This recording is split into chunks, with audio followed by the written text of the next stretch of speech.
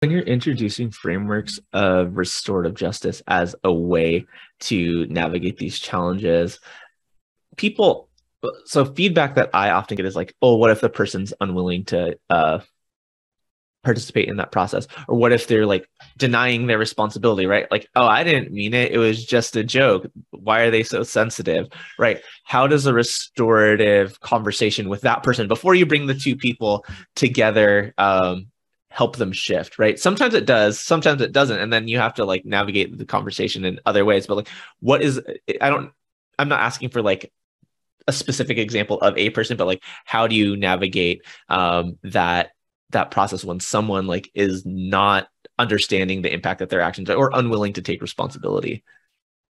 Yeah, that takes time. That totally takes time because that's a huge part of restorative justice. In order for restorative justice to follow through, that person who caused the harm needs to take responsibility. Mm-hmm. If that's not there, I cannot continue a restorative justice process with them.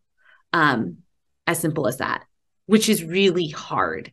And that also means that it is more time because I need to work a little bit more with that person to get to the point where they can accept responsibility and then be held accountable for that work or what was done.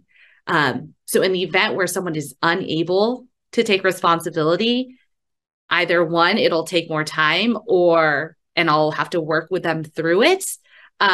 Or two, we can't go that route. And then what's the alternative?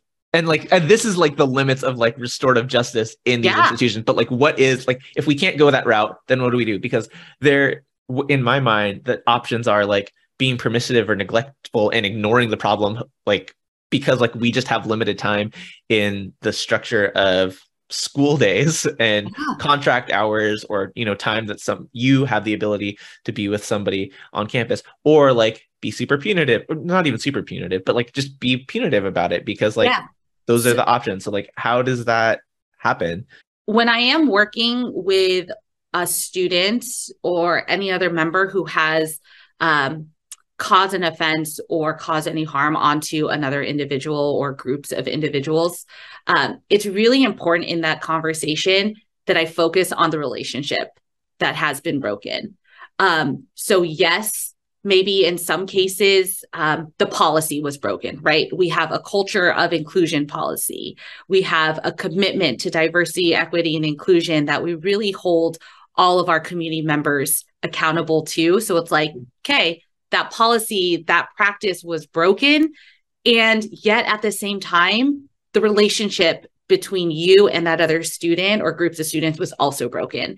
And so when I'm working with our students in that sense, that's something that I really want to emphasize. It's like, okay, you broke a policy that we have here at Pres.